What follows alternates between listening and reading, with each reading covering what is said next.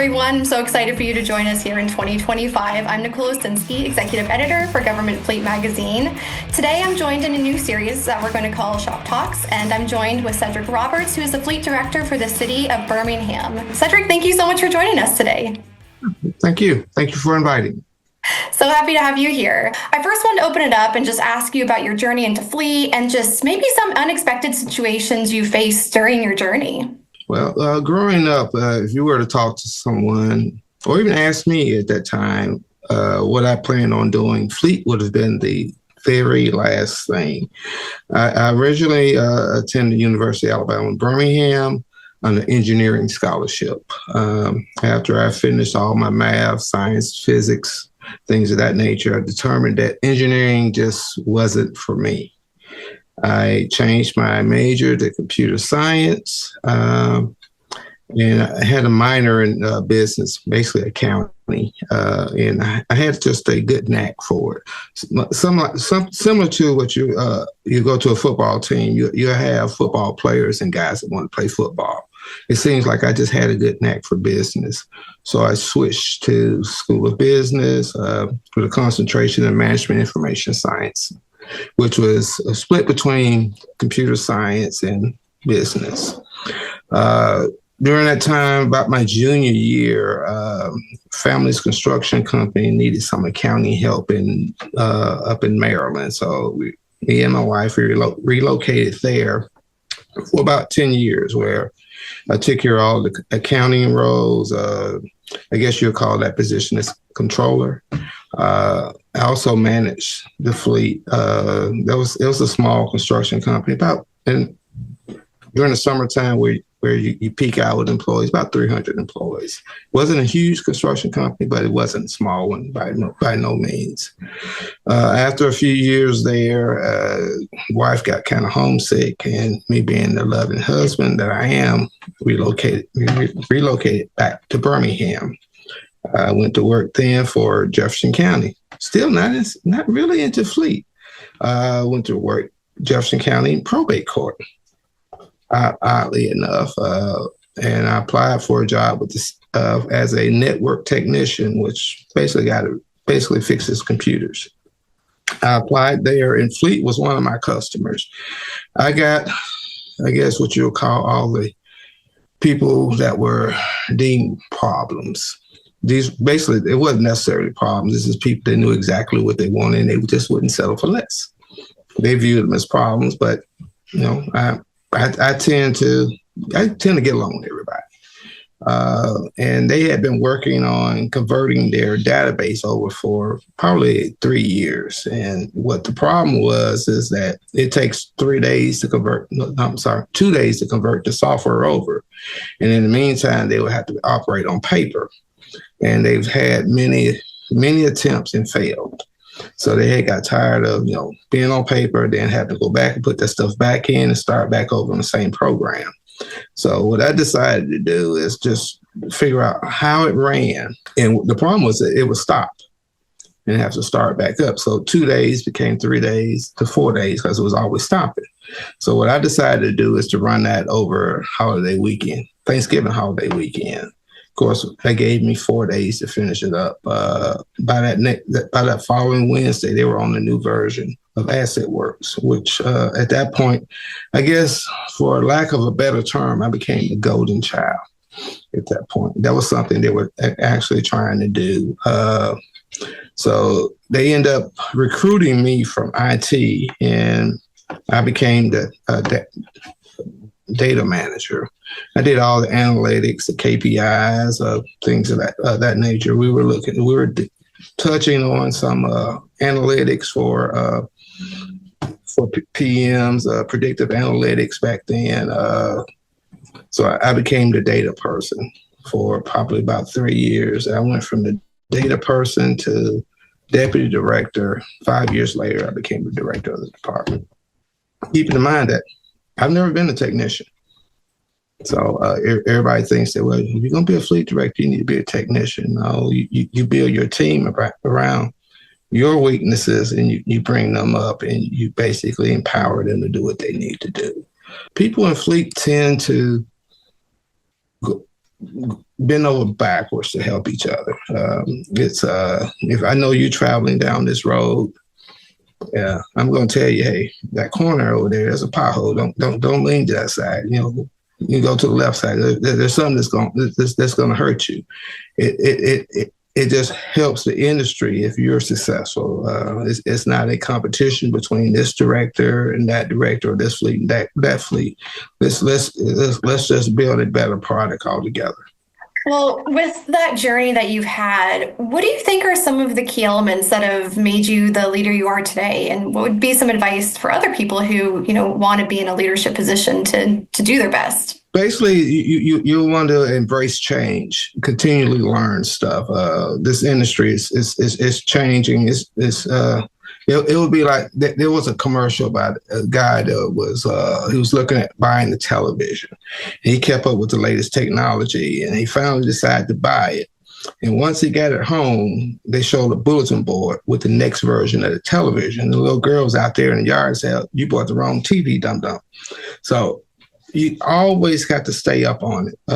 You can't be afraid to explore innovations. You just got to stay on top of everything. I tend to do that by, I'm talking to vendors all the time. Everybody knows, hey, you have a demo product, bring it in. It's impossible for me to read up on everything that's out there. We've even purchased equipment like patching trailers just off the demo. I said, okay, this fits a niche for me. If you're selling your demo, give me your price, and within 2 days, I get your requisition or PO. But you got to be able to embrace change and do it continuously.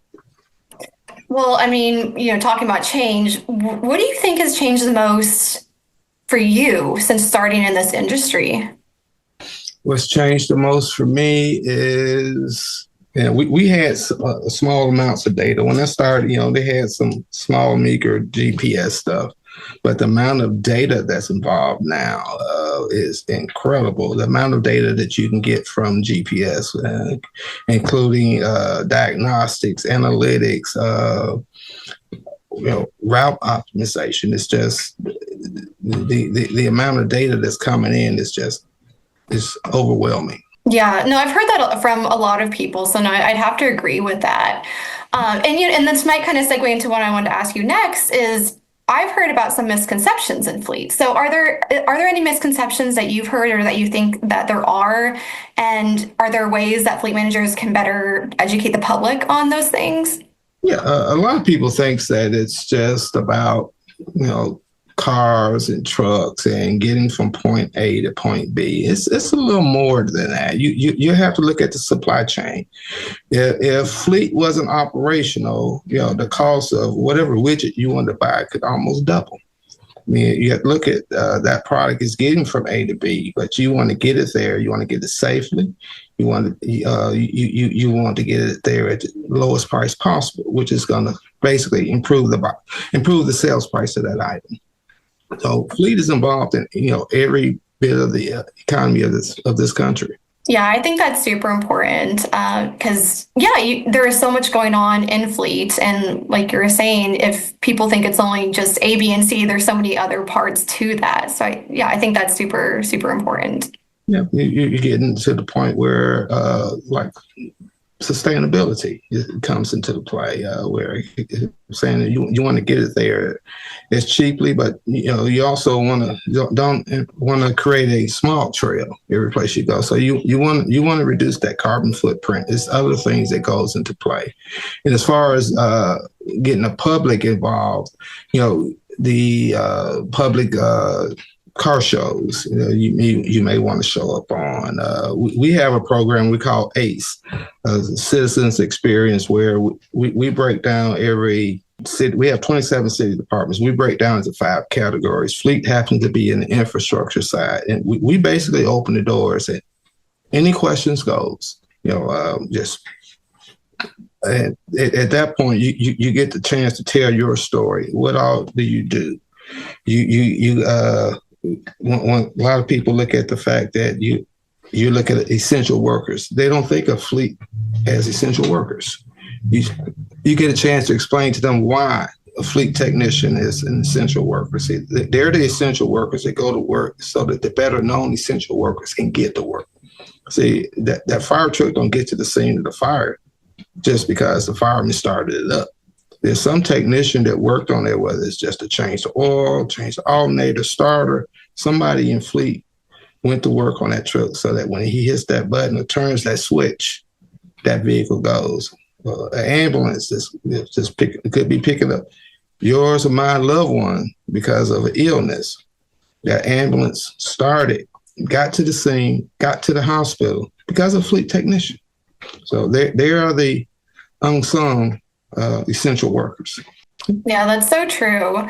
And I mean, there's so many different parts, again, that we were talking about that are just a part of fleet. And there's just always so much happening. And as I'm sure you know, there's a lot of stresses in fleet.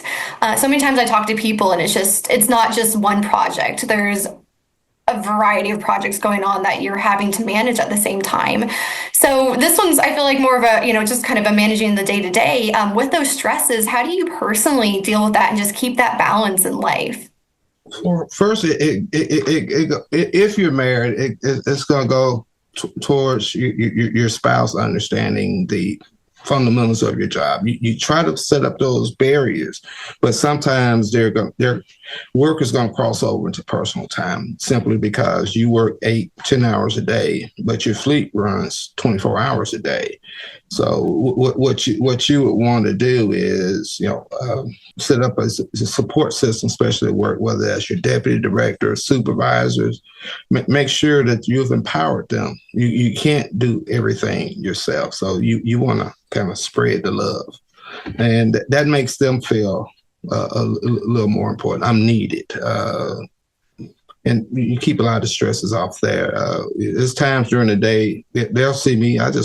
I leave out, tell people in the office, hey, I'm taking a walk around the building just to get that woosah moment.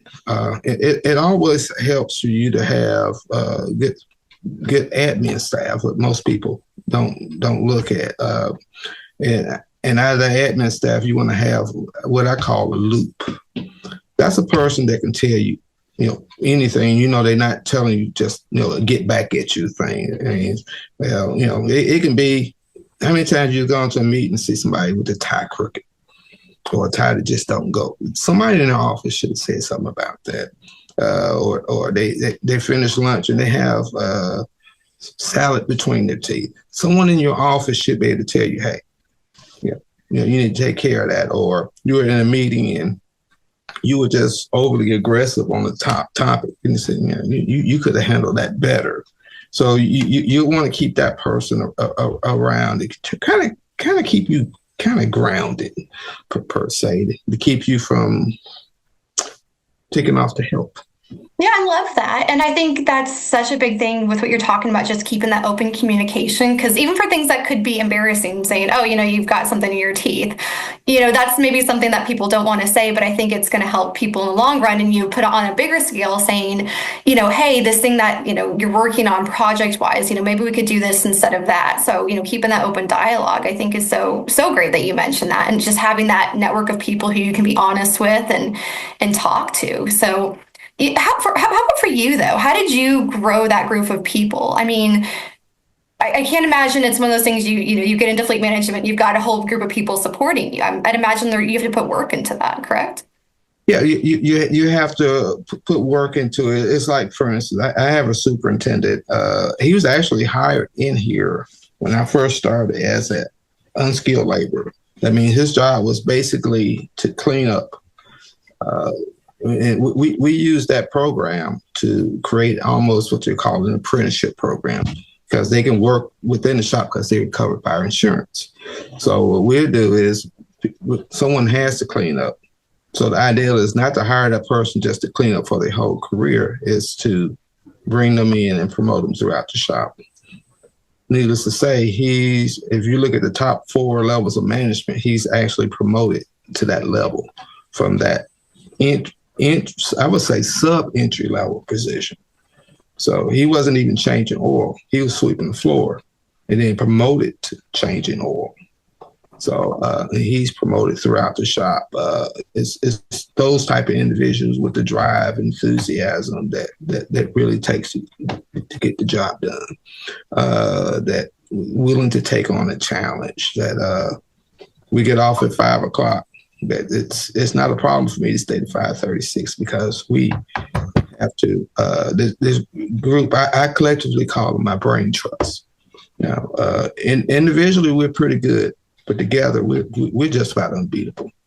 Okay, and that would be my choice. Is you're not looking for people that's necessarily like you, but have similar goals that you want. They want the best for the city. They're interested in clean fuel, clean technology. It's not that you don't pick a person who's against it. Sometimes you need that person who's against clean fuel just to give you ideas to avoid. Sometimes you need that necessary evil. So sometimes you pick a naysayer. Now that person may be a diesel enthusiast. Okay. I know exactly how to use you. If I have a diesel issue, you're gonna hit at that project. But if I'm talking EVs, I'm gonna talk to you about EVs too, because you're gonna show me the negative side of it. Well, everybody else is tree huggers. They gonna always look at what's positive about it, but there are negatives. Just even if you don't want to look at it, there are negatives, and I need to hear the negatives too. I need to have the whole picture. So when that negative happens, we've already accounted for it.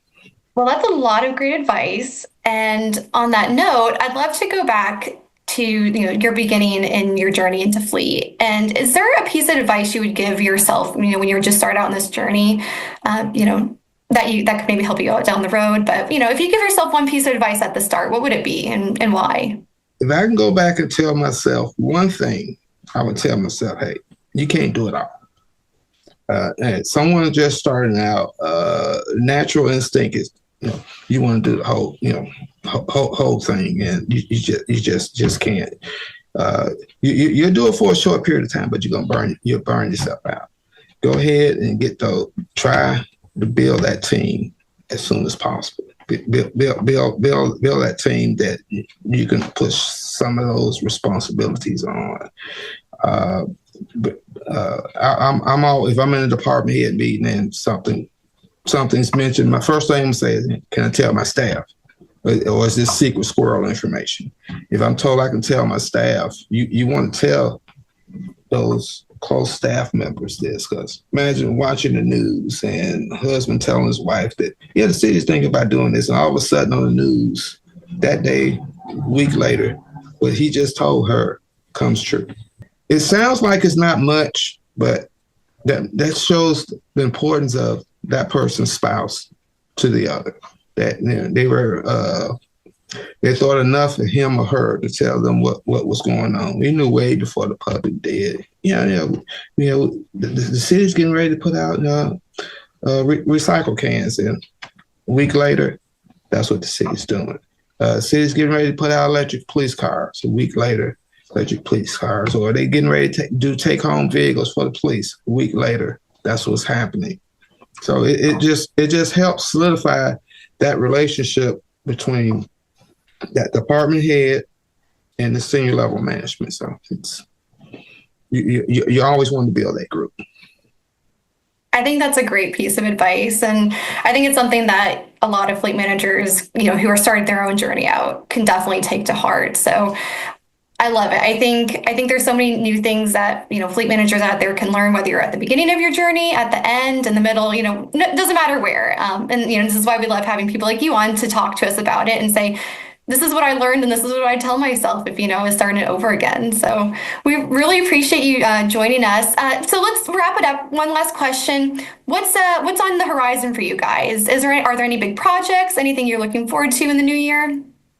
Okay, well, we're adding, of course, more EVs and a lot more hybrids, especially in the police area, especially detectives. As you know, there's not really any more full-size cars. The Taurus isn't available, Impala's not available. So that leaves you with a few vehicles out there. And right now it seems that the Camry is our vehicle of choice. It'd be between the Camry and the RAV4. It looks like it's going to lean more towards the Camry, which is only a hybrid vehicle right now. So looks like we're going to add a whole lot more hybrid vehicles to our fleet. Well, you guys will be busy for sure. Yeah. Well, Cedric, thank you so much for joining us. I'm so glad you got to be a part of what we're doing, and just to take some time out of your busy day, as we talked about, and just give us some of your thoughts on the industry and where you're at with everything. So thank you. Thank you. And to our audience, thank you for joining us. We hope you'll join us again in the next week or two for some more industry insight.